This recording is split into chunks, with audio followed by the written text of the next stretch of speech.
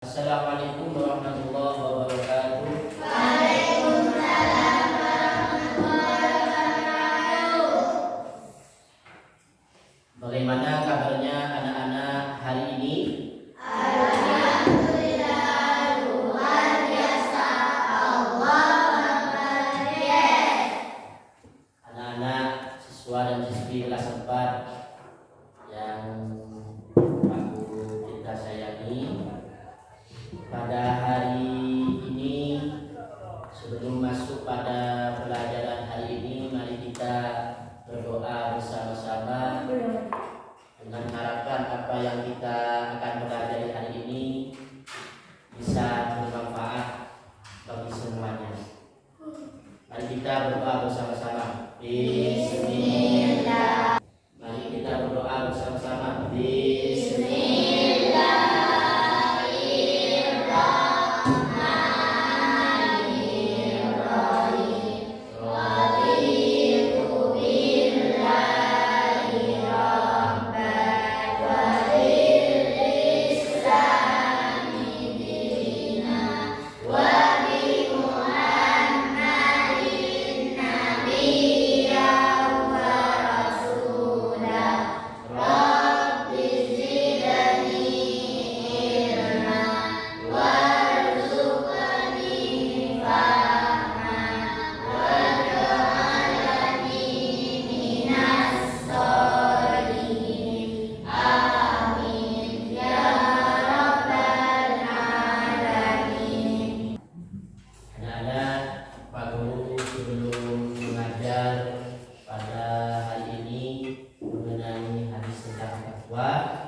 Aku akan mengecek kerapian kalian. Tolong berdiri semua.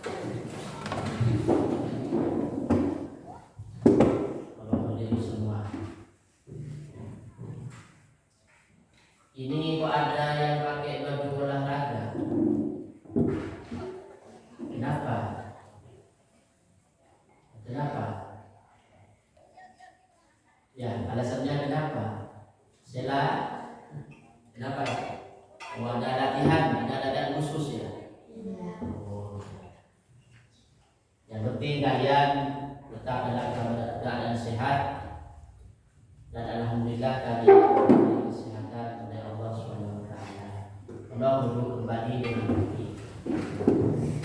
Anak-anak yang kita sayangi,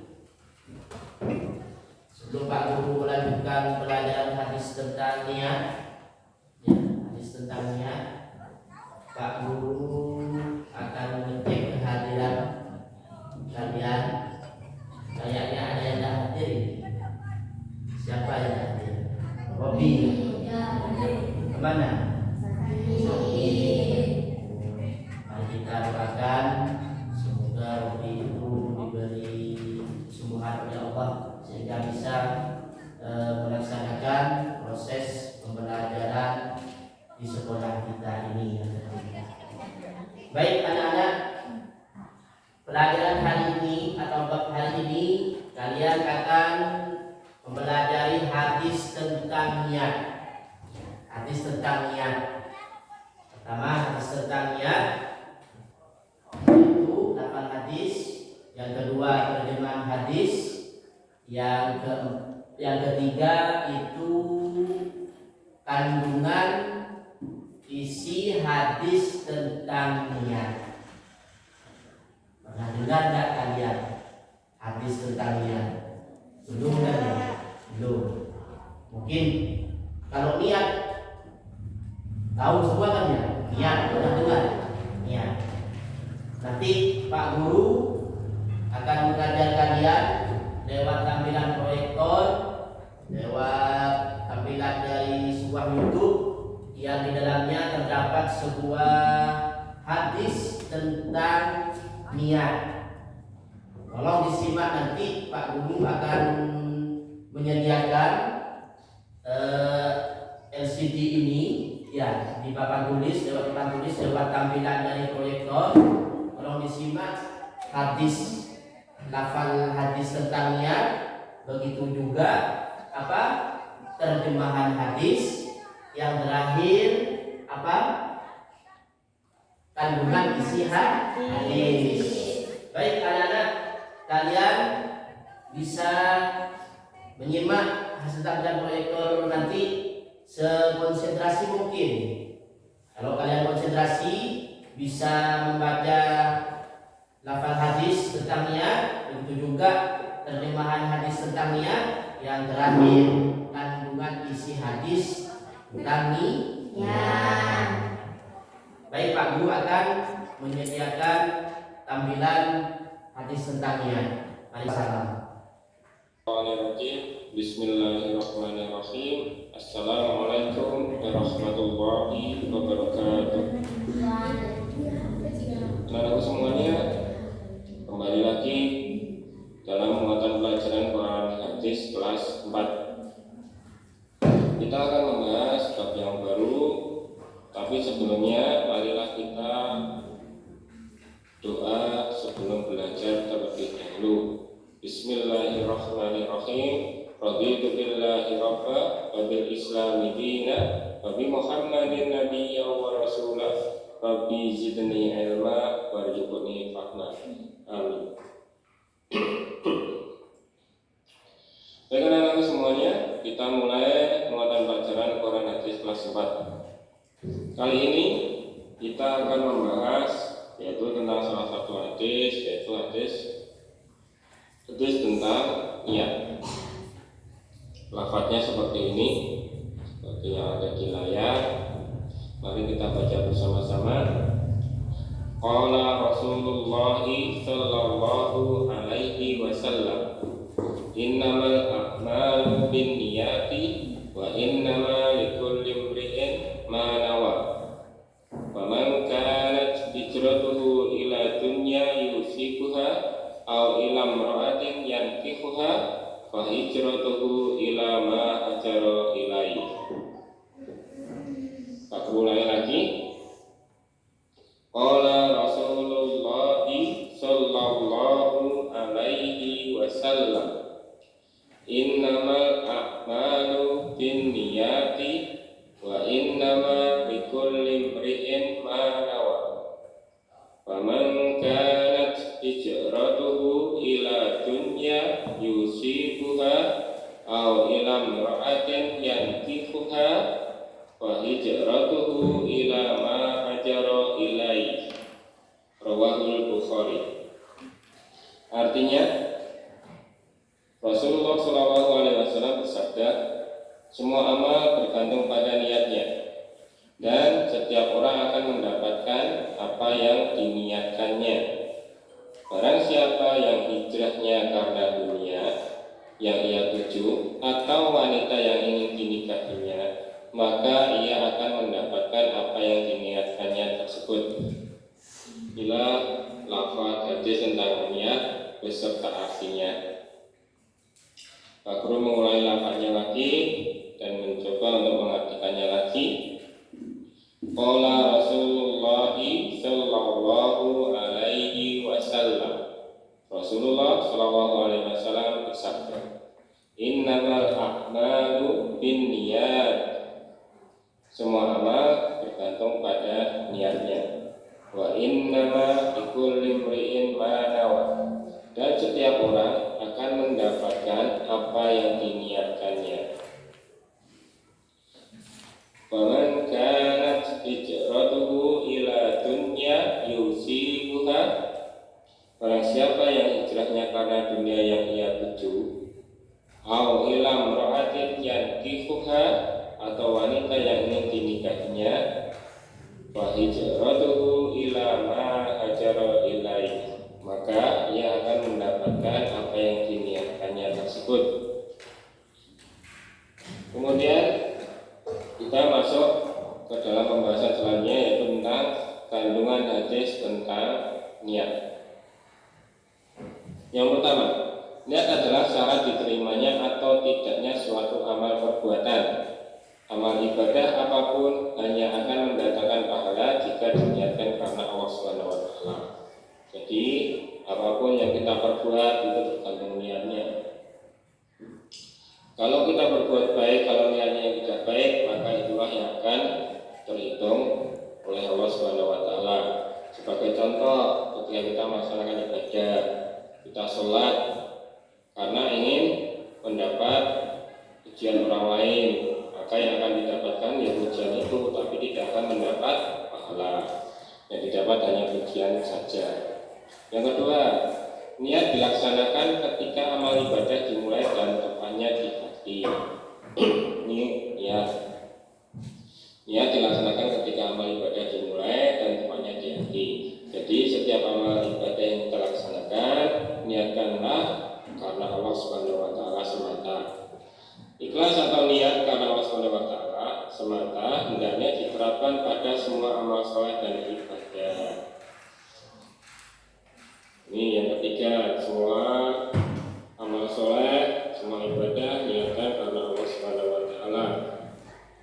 Yang keempat, pahala seseorang bergantung pada niatnya. Aku sudah contohkan tadi, apa yang didapat seseorang itu dari amal perbuatannya itu tergantung niatnya. Kalau niatnya untuk mendapat pujian, berarti yang didapatkan pujian tersebut dia tidak akan mendapat pahala. Tapi kalau diniatkan karena Allah Subhanahu wa taala, insya Allah akan mendapat pahala yang baik juga. Semua perbuatan baik dapat menjadi nilai ibadah dan berpahala jika diniatkan untuk mencari ridho Allah Subhanahu wa taala. Ini yang kelima. Yang keenam, niat dapat membedakan antara ibadah dan perbuatan biasa. Yang ketujuh, niat merupakan bagian dari iman karena niat adalah pekerjaan hati. Sementara menurut Ahlu Sunnah wal Jamaah, iman membenarkan yang ada dalam hati, diucapkan dengan lisan dan diwujudkan dengan perbuatan. Oleh karena itu, setiap amal kita, ibadah kita, niatkanlah karena Allah Subhanahu wa taala. Jangan kita niatkan untuk yang lainnya ataupun malah diniatkan untuk hal-hal yang lainnya, hal yang tidak baik. Itu isi kandungan hadis tentang niat. Pak Guru rasa pertemuan kali ini Pak Guru cukupkan sekian. Pak Guru berpesan hadis-hadis yang sudah Pak Guru sampaikan tolong di. Baik anak-anak, bagaimana pengetahuan kalian setelah menyimak video yang sudah ditayangkan Pak Guru tadi? Sudah bisa dipahami ya? Sudah bisa tahu lafal hadis tentang niat ya? Jadi hafal hadis tentang niat itu artinya dari awal. Baik anak-anak, bagaimana rasanya kalian setelah menyimak video hadis tentang niat yang sudah ditayangkan Pak Guru tadi? Sudah tahu ya tentang hafal hadisnya, tentang terjemahannya, tentang kandungan hadis tentang niat itu. Dalam hasil video yang sudah ditayangkan Pak Guru tadi, pertama hadis itu menerangkan bahwasanya niat seseorang itu menentukan amal ibadah seseorang. Kalau niat kita itu bagus, maka pahalanya itu juga bagus. Kalau niat kita itu tidak karena Allah, maka apa yang kita kerjakan setiap harinya itu bernilai sia-sia. Coba sesuai dengan deretan bangku, saya tanya yang tahu angkat tangan. Angkat tangan. Coba dimulai dari bangku utara. Coba sebutkan salah satu kandungan hadis tentang niat. Ada yang tahu? Apa? Niat adalah menyengaja. Dari hasil kandungan isi hadis yang ada di video, saya coba tanya sesuai dengan deretan bangku masing-masing. Coba dari bangku utara, ada yang tahu tentang salah satu kandungan hadis tentang niat? Coba dibaca, Bofi. Niat adalah menyengaja atau melakukan sesuatu yang diikuti dengan perbuatan. Coba bangku tengah, ada yang tahu? Coba apa apa? Niat sangat menentukan sahnya suatu ibadah. Ibadah. Coba bangku ini. Hal yang membedakan antara kebiasaan dan ibadah adalah niatnya. Ada niat. Bangku paling selatan. Berdiri. Mengurangi perbuatan karena ingin dilihat atau didengar orang lain. Diulanglah orang lain. Jadi kalau kalian amal ibadah kalian ingin diterima oleh Subhanahu wa taala, niatkan semata-mata untuk mencapai ridha-ridhanya. Jauhi sifat riya. Apa riya itu? Ingin dilihat orang lain. Jauhi sifat sum'ah. Apa sum'ah itu? Sum'ah ingin dengan orang lain. Baik anak-anak, sebelum Pak Guru mengakhiri pertemuan hari ini, Pak Guru akan memberikan tugas kepada kalian untuk menghafal, ya, untuk menghafal hadis tentang niat. Pak Guru akan kasih waktu 10 menit untuk menghafal hadis tentang takwa itu, tentang ulang. Baik anak-anak, sebelum Pak Guru mengakhiri pertemuan hari ini, Pak Guru akan memberikan tugas, yaitu menghafal hadis tentang niat, dan Pak Guru akan kasih waktu 5 menit saja. Lafalnya saja, ya, tidak usah artinya, kasih waktu 5 menit. Setelah hafal nanti Pak Guru akan menyuruh kalian ke depan untuk membacakan hafalannya ke teman-temannya nanti, untuk mempraktekkan hafalannya untuk teman-temannya. Saya kasih waktu 5 menit ya. Silahkan mulai menghafal.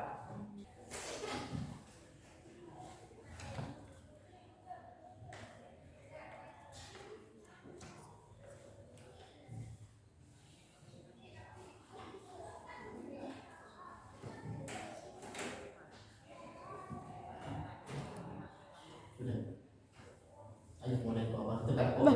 Ustaz. Baik anak-anak, waktunya sudah sampai, sudah habis, sudah 5 menit dari yang Pak Guru perintahkan. Coba siapa yang hafal hadis tentang niat, ajukan tangan. Oh, kamu. Rezeki ini. Ya, bagus. Anak-anak, tolong saksikan temannya kalian ini, ya. Ini akan menampilkan sebuah hafalannya hadis tentang niat. Tolong dibaca dengan suara yang keras. Assalamualaikum warahmatullahi wabarakatuh. Waalaikumsalam warahmatullahi wabarakatuh. Bismillahirrahmanirrahim. An Umar bin Khattab radhiyallahu anhu anna Rasulullah sallallahu alaihi wasallam qala innamal a'malu binniyati wa innamal likulli imri'in ma nawa, rawahu Bukhari. Ya bagus, tepuk tangan untuk Rifki. Terima kasih. Silakan duduk kembali. Kemudian utusan dari putri yang cewek ini, ada yang hafal? Ada yang hafal? Ayo, ada siapa yang hafal? Ada yang hafal? Oh, tidak ada. Gimana ini? Tidak ada yang hafal ya? Baik. Lihatnya. Baik anak-anak, itu salah satu contoh cara menghafal ya. Cara menghafal dan juga cara mempraktekkan menghafal di depan teman-temannya. Sangat bagus sekali hafalannya saudara Rizky tadi. Hadis tentang niat. Baik anak-anak, karena waktunya habis, mari pelajaran hari ini kita tutup bersama-sama dengan pembacaan Alhamdulillah bersama-sama. Alhamdulillah.